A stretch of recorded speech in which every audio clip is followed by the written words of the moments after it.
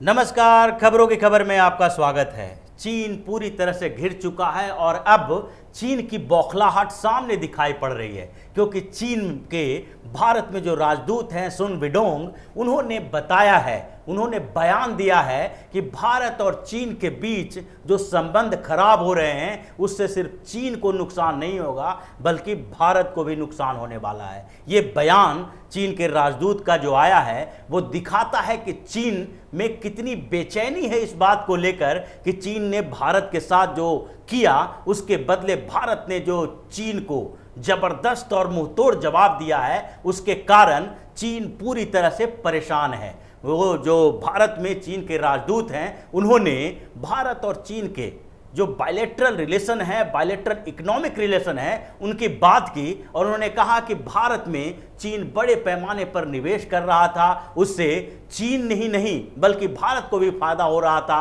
भारत में अगले कुछ सालों में $8 बिलियन का निवेश चीन करने वाला है और इससे भारत में रोजगार मिलेंगे। मोबाइल के सेक्टर में, आईटी सेक्टर में, जो हर क्षेत्र में चीन भारत में निवेश कर रहा है, उससे भारत में भी रोजगार मिलेंगे, भारत को भी फायदा होने वाला है कि केवल चीन को फायदा नहीं होगा। आखिरकार ये चीन भारत को क्यों फायदा देने की कोशिश में लगा हुआ है? ये भारत को फायदा देने की कोशिश नहीं है बल्कि ये बौखलाहट है, बेचैनी है चीन की कि भारत ने जिस तरह से जमीन, आसमान और समंदर में चीन को घेरा है, उससे चीन पूरी तरह से परेशान हो गया है। उसे समझ में नहीं आ रहा है कि भारत से पंगा लेना उसको कितना भारी पड़ गया है, महंगा पड़ गया है। अगर जमीन की बात करें तो भारत ने उसको हर जगह कूटनीतिक, आर्थिक और दूसरे स्तर पर जो सैन्य मामले हैं उसमें भी मुंहतोड़ जवाब दिया है और चीन को घुटने टेकने पर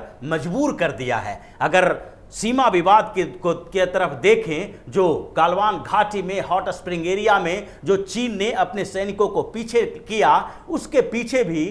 भारत की एक कूटनीतिक जीत ही बताई जा सकती है। जिस तरह से भारत ने चीन को हर मोर्चे पर जवाब देना शुरू किया, आर्थिक तौर पर चीन को जो हजारों करोड़ अरबों डॉलर का नुकसान करवाया, उससे चीन में बेचैनी पैदा हो गई और चीन ये सोचने पर मजबूर हो गया कि किस तरह से इस सीमा का विवाद का समाधान किया जाए। और फिर वांग यी जो चीन के विदेश मंत्री हैं, उन्होंने हमारे national security adviser Ajit Doval से बातचीत करना शुरू किया और अंत में सीमा विवाद धीरे धीरे समाधान की तरफ बढ़ने लगा। अब गालवान घाटी में जो पेट्रोलिंग पॉइंट 14 और 15 हैं, उसके साथ साथ जो 17A है, वहाँ से सेना चीन की जो है वो पीछे चली जा चुकी है, 2 किलोमीटर पीछे हट गई है। अब पैंगोंग सो लेक है, उसमें थोड़ा सा विवाद फंसा हुआ है, उस विवाद का भी समाधान किया जा रहा है और चीन अब इतना बैकफुट पे आ चुका है कि वो हर समाधान के लिए तैयार है। दूसरी तरफ चीन का जो ये बदलाव आया है, उसको लेकर चीन में इस बात की भी चर्चा है कि इंटरनल तौर पर भी चीन कमजोर हुआ है भारत के साथ विवाद के बाद। इंटरनल तौर पर चीन इसलिए कमजोर हुआ है क्योंकि चीन में जो 3 क्षेत्र हैं उसका मुद्दा अंतर्राष्ट्रीय स्तर पर उठने लगा है। एक तिब्बत का, दूसरा हांगकांग का और तीसरा जिनजियांग प्रांत का, जहां पर यूगर मुस्लिमों के साथ समस्या है, हांगकांग में लोकतंत्र समर्थकों के साथ समस्या है, तो तिब्बत में जो तिब्बत का रीजन है वो अपने आप को स्वतंत्र देश बनाने की मांग कर रहा है, जिस पर चीन ने कब्जा कर लिया था और तिब्बत की निर्वासित सरकार भारत से चल रही है। तो इन 3 क्षेत्रों में जो मामला अंतर्राष्ट्रीय स्तर पर उठा है, उससे भी चीन का इंटरनल डिस्प्यूट बढ़ता जा रहा है। अब जो जमीन और आसमान के बाद चीन को जो समंदर में भारत चुनौती दे रहा है, उसकी बातें सामने आने के बाद चीन के होश उड़ गए हैं। अब भारत ने जो समंदर में इंडो पैसिफिक रीजन में एक हमेशा से जैसे 4-5 सालों से लगातार भारत, अमेरिका, जापान जो नेवल एक्सरसाइज कर रहा था, मालाबार जिसको कहा जा रहा था, अब उसमें ऑस्ट्रेलिया को भी शामिल किया जा रहा है। इस बात के बाद जो पहले से 2007 में बना हुआ क्वाड था, क्वाड्रिलेटरल स्ट्रेटेजिक सिक्योरिटी, और उस क्वाड के गठन का मतलब ही था कि चीन को चुनौती देने के लिए एक स्ट्रेटेजिकल तैयारी की जाए, एक रणनीति बनाई जाए और उस रणनीति में भारत, जापान, ऑस्ट्रेलिया और अमेरिका, ये 4 देश शामिल थे। 4 देशों के बीच समझौता हुआ था, लेकिन अभी तक जो मालाबार तट पे, जो मालाबार में सैन्य अभ्यास हो रहे थे, नौसेना का अभ्यास होता था, उसमें भारत, अमेरिका और जापान शामिल होता था। इसके कारण 3 देश ही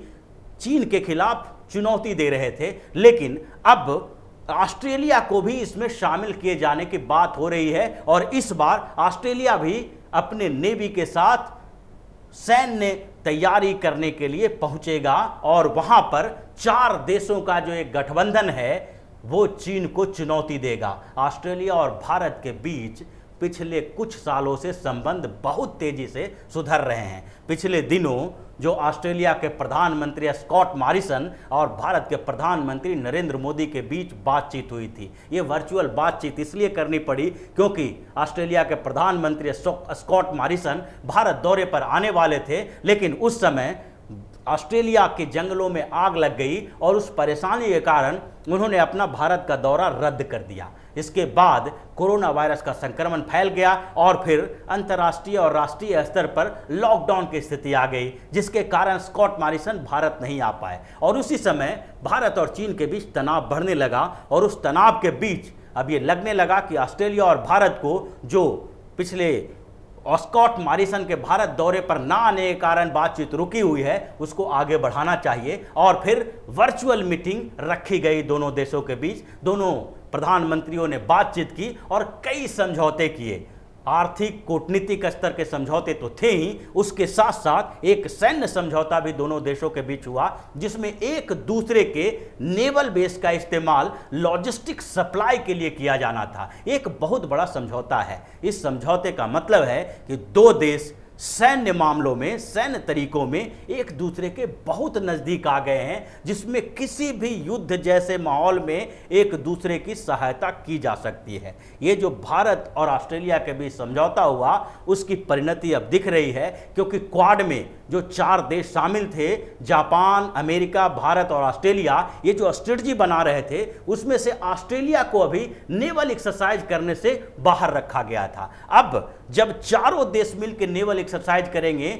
और इंडो पैसिफिक रीजन जो है वहां पर बिल्कुल एक स्वतंत्र नेविगेशन की बात करेंगे, तो ये सबसे बड़ा जो धक्का है वो चीन के लिए लगेगा। इसके साथ साथ ईस्ट चाइना सी में भी चीन की दादागिरी को रोकने के लिए अमेरिका सामने खड़ा हुआ है, और जापान और अमेरिका के इस जोड़ी को ऑस्ट्रेलिया और भारत का पूरा समर्थन प्राप्त है। जब ये चारों देश लगातार नेवल एक्सरसाइज करेंगे तो वो चीन के खिलाफ एक कड़ा संदेश होगा। चीन को ये बताने के लिए होगा कि अगर किसी तरह की कोई ऐसी हरकत समुद्र के अंदर की जाती है तो उसका जवाब देने के लिए न केवल जापान है, न ऑस्ट्रेलिया है, न भारत है, न अमेरिका है, बल्कि 4 के चारों देश एक प्लेटफॉर्म पे हैं, जहां से चारों मिलके चीन को सबक सिखाने की तैयारी कर सकते हैं। ये पूरा जो नेवल एक्सरसाइज और क्वाड को एक नए अंदाज में पेश करने की जो कवायद शुरू हुई है, उससे चीन के अंदर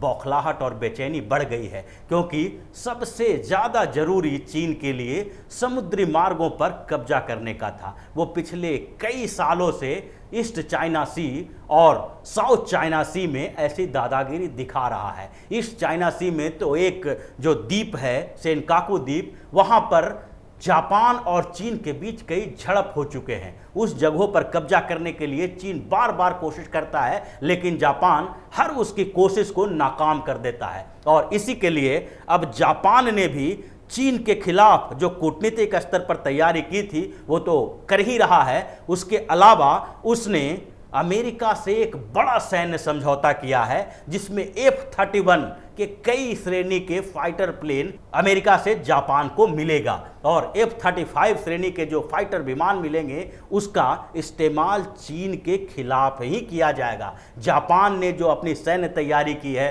भारत और ऑस्ट्रेलिया और अमेरिका ने जो की है, ये चारों एक प्लेटफॉर्म पे जब आ रहे हैं, क्वाड को एक नया आधार मिल रहा है, तो उसके कारण चीन अब समुद्र में भी घिरता दिखाई पड़ रहा है। उसके पास न जमीन पर कोई जगह है, न आसमान में कोई जगह है, और न ही समुद्र में कोई जगह बची है। और यही बेचैनी चीन की अब सामने आ रही है और वो किसी भी हालत में भारत के साथ बेहतर संबंध बनाना चाहता है। वो चाहता है कि अगर भारत के साथ एक बेहतर संबंध बन जाए तो उसके बाद अमेरिका ने जो उसके ऊपर दबाव बना रखा है या फिर जापान ने जो दबाव बना रखा है वो दबाव थोड़ा कम हो जाएगा। अमेरिका और चीन के बीच जो संबंध बिगड़े हैं उससे चीन को बहुत ज़्यादा नुकसान नहीं है, लेकिन भारत और चीन के बीच जो संबंध खराब हुए हैं उससे चीन को बहुत ज़्यादा नुकसान है, क्योंकि जो दोनों देशों के बीच जो बायलैटरल ट्रेड है उसमें भी जो ट्रेड का बैलेंस है वो चीन के तरफ है। यानी 69